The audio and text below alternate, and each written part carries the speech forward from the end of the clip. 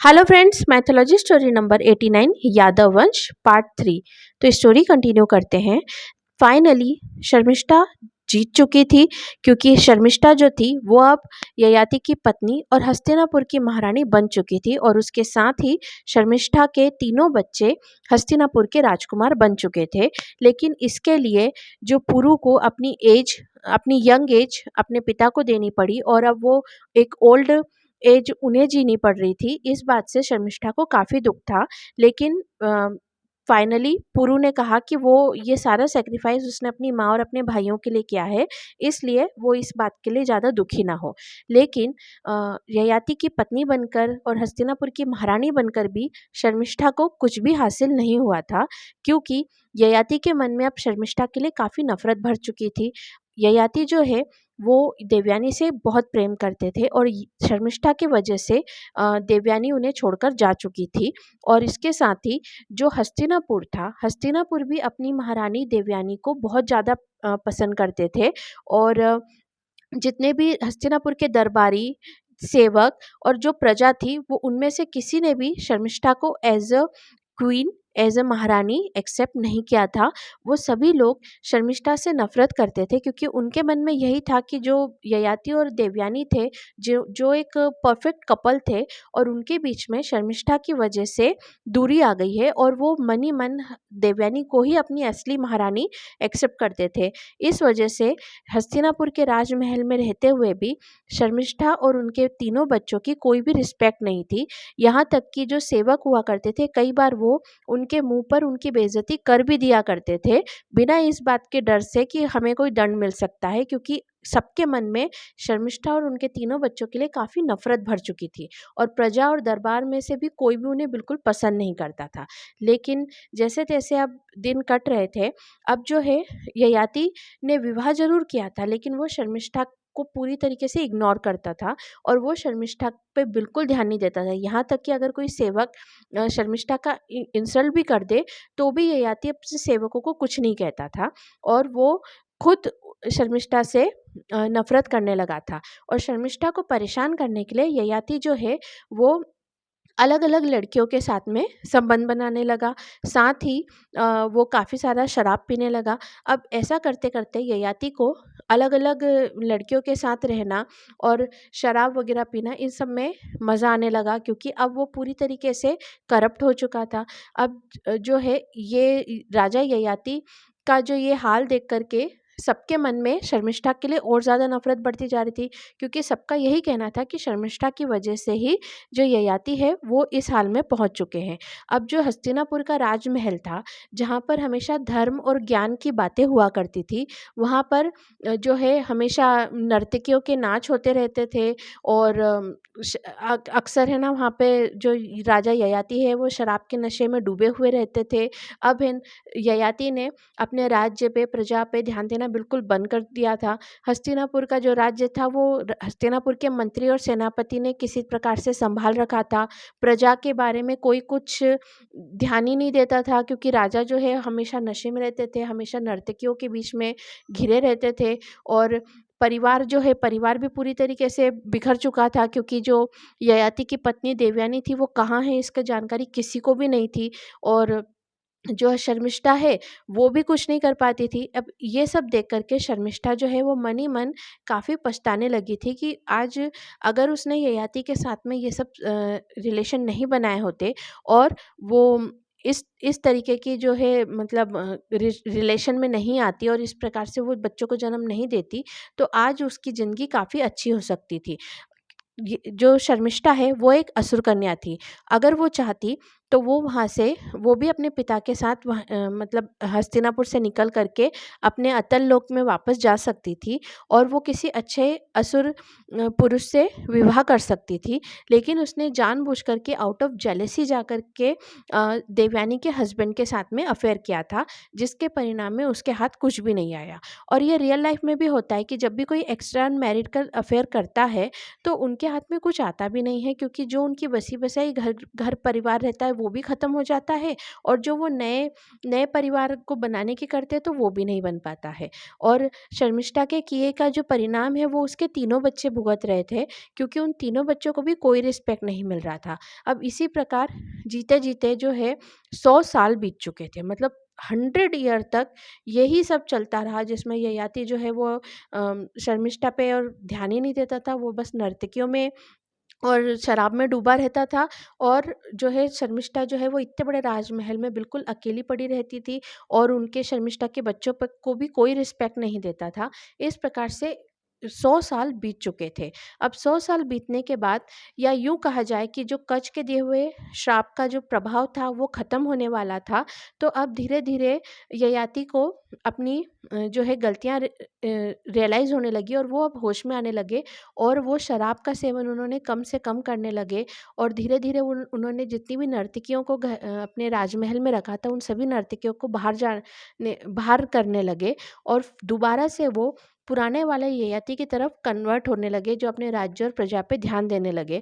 और इसके साथ ही ययाति को इस बात का बहुत ज़्यादा दुःख हो रहा था कि वो देवयानी जो है वो उनके साथ नहीं है। अब उन्हें देवयानी की बहुत ज़्यादा याद आने लगी थी। तो आप ये सिंपली वे में ये कह सकते हैं कि जो देवयानी को जो श्राप मिला था कि उसे हैप्पी मैरिड लाइफ नहीं मिलेगी, अब वो श्राप का प्रभाव ख़त्म हो गया, मतलब 100 ईयर में वो श्राप ख़त्म हो चुका था। अब जो है ययाति जो है, एक दिन उन्होंने राज्य व्यवस्था सँभाल ली थी, और अपने जो राज्य को, प्रजा को स्टेबल कर लिया था। और उसके साथ ही एक दिन ययाति ने अपने राज्य में, अपने दरबार में डिक्लेयर किया कि वो हस्तिनापुर से जा रहे हैं देवयानी को ढूँढने के लिए, और देवयानी जहाँ कहीं पर भी होगी वो उसे ढूँढ करके मान-सम्मान के साथ देवयानी और अपने पुत्रों को हस्तिनापुर में वापस लेकर आएँगे, और देवयानी को दोबारा से हस्तिनापुर की महारानी बनाएँगे, और हस्तिनापुर का जो राज्य है वो देवयानी के पुत्रों को मिलेगा। इस प्रकार की उन्होंने घोषणा की। इस घोषणा से पूरा हस्तिनापुर खुश हो गया था। अब जो है ययाति पुरु के पास आया, और पुरु को उसने उसकी यंग एज वापस कर दी, और दोबारा वो बूढ़ा हो गया ययाति, और उसी बुजुर्ग अवस्था में वो शुक्राचार्य के पास गया। अब जब वो शुक्राचार्य के पास गया तो उसके व्यवहार से शुक्राचार्य समझ चुके थे कि अब जो है ययाति को अपनी गलतियों का सही में एहसास हो चुका है। तो शुक्राचार्य से ययाति ने शुक्राचार्य से माफ़ी मांगी, और उनसे रिक्वेस्ट की कि वो अपने परिवार को दोबारा मिलना चाहते हैं, तो आप प्लीज़ उनका पता उसे बता दीजिए। तो शुक्राचार्य ने ययाति को श्राप मुक्त कर दिया, जिससे उनकी जो बुजुर्ग एज थी वो उनसे दूर हो गई, और वो दोबारा से यंग एज में आ गए। और जो है शुक्राचार्य ने ययाति को देवयानी के निवास स्थान के बारे में बता दिया। अब जो है जब ययाति देवयानी के निवास स्थान पे गए, तो वहाँ पे देखा कि इन 100 सालों में जहाँ पर देवयानी अपने बेटों के साथ निवास करने गई थी, वहाँ पर एक गाँव बस चुका था, और वो लोग मुख्यतः है ना गायों का मतलब गायों का पालन पोषण करते थे, और दूध का व्यापार करते थे। और उस स्थान की जो मुखिया थी वो देवयानी थी, और देवयानी ने अपने द्वारा बसाए हुए गाँव का नाम गोकुल रखा था। तो यस, ये वही गोकुल है जहाँ पर भगवान कृष्ण का बचपन बीता था, और इस स्थान का नाम गोकुल देवयानी ने रखा था, और देवयानी ने ही उस पूरे गांव को बसाया था, क्योंकि जब देवयानी वहाँ रहने के लिए आई थी तो उस वक्त वो अकेली थी, पर उसे देख करके और भी लोग वहाँ पर रहने आने लगे, और साथ ही उन्होंने गायों को पालना और दूध का व्यापार करना शुरू कर दिया था, और इस प्रकार से जो है देवयानी ने पूरे गाँव को सेट किया था। अब जो है ययाति इतने सालों बाद उसके सामने आए और अपने कर्मों की माफ़ी मांगी, और देवयानी ने भी खुले मन से ययाति को माफ़ कर दिया, क्योंकि वो देवयानी समझ चुकी थी कि अब उसके ऊपर से सारे श्राप खत्म हो चुके हैं। और जब ययाति ने देवयानी को अपने साथ हस्तिनापुर चलने के लिए कहा, तब देवयानी ने कहा कि वो अब इस गोकुल में शांत जीवन में रहने की आदी हो चुकी है, और अब वो किसी भी राज्य की महारानी बन कर के नहीं रहना चाहती। अगर ययाति को उनसे सच में प्रेम है तो वो भी अपना सब कुछ छोड़ कर के उनके साथ यहाँ रह सकते हैं। तो ययाति ने सोचा, क्योंकि वो भी है ना अब इस राजा महाराजाओं वाली ज़िंदगी से परेशान हो चुके थे, थक चुके थे, और वो भी अब शांतिपूर्ण जीवन जीना चाहते थे। इसलिए ययाति ने बोला कि वो अपने राज्य व्यवस्था को उचित हाथों में सौंप करके वो तुम्हारे पास वापस वो ये देवयानी के पास वापस आ जाएंगे। ऐसा कह करके वो हस्तिनापुर गए। हस्तिनापुर में उन्होंने जो है ना, अब उनका जो बड़ा बेटा था पुरु, उसे हस्तिनापुर का राजा बनाया और साथ ही दरबार में ययाति ने घोषणा की कि वो हमेशा-हमेशा के लिए हस्तिनापुर को छोड़ कर के देवयानी के साथ रहने के लिए उन वहाँ देवयानी के निवास स्थान में जा रहे हैं और आज के बाद में उनका हस्तिनापुर से कोई भी संबंध नहीं रहेगा और वो जो हस्तिनापुर के जो राजा है वो पुरु रहेंगे। अब वैसे तो पुरु को शर्मिष्ठा के पुत्र होने की वजह से कोई पसंद नहीं करता था, लेकिन जब ययाति ने सभी दरबारियों से, प्रजा से रिक्वेस्ट की कि वो पुरु को एज़ अ किंग एक्सेप्ट कर ले, तो ययाति के कहने पर सबने पुरु को राजा एक्सेप्ट कर लिया था। और इसके साथ ही जो ययाति थे, उन्होंने हस्तिनापुर के राजकोष का आधा धन, आधी सेना और काफ़ी सारे शिल्पकारों को ले करके हमेशा-हमेशा के लिए हस्तिनापुर को छोड़ कर के देवयानी के पास आ गए। देवयानी के पास आकर के उन्होंने यमुना नदी के दूसरी तरफ शिल्पकारों की मदद से एक बहुत बड़ा किला और बहुत बड़ा नगर बसाया और उस नगर का नाम उन्होंने मथुरा रखा। ये वही मथुरा है जिसका राजा कंस था। तो इस प्रकार से मथुरा और गोकुल की स्थापना हुई थी। मथुरा का राजा अ, ययाति ने अपने बड़े पुत्र यदु को बनाया और ये जो यदु थे, फिर जब इनकी ब्लड लाइन स्टार्ट हुई तो इसी यदु वंश को आगे जाकर के यादव वंश के नाम से जाना लगा। तो ये जो यदु थे, मथुरा के राजा यदु, ये इन्होंने यादव वंश का स्टार्ट किया क्योंकि इसी को यदुवंशी से आगे जाकर के यादव वंशी में कन्वर्ट हो गए। तो इस प्रकार से यादव वंश की स्थापना हुई। और अब हम बात करते हैं हस्तिनापुर की। तो हस्तिनापुर में जो शर्मिष्ठा है वो उनके ययाति हमेशा के लिए शर्मिष्ठा को छोड़ करके ये देवयानी के पास जा चुके थे। तो अब जो है वो पूरी तरीके से डिप्रेशन में चुकी थी और अपने आखिरी समय तक वो अकेलेपन में घिरी रही और उन्हें ज़िंदगी भर अपने कर्मों के फल का भोगना पड़ा। क्योंकि सबसे पहले जो शुरुआत शर्मिष्ठा की थी, उसने देवयानी का जो अपमान किया, वहाँ से सारी प्रॉब्लम शुरू हुई थी। उसके बाद में देवयानी के हस्बैंड के साथ जो रिलेशन बनाया वो दूसरी प्रॉब्लम शुरू हो गई।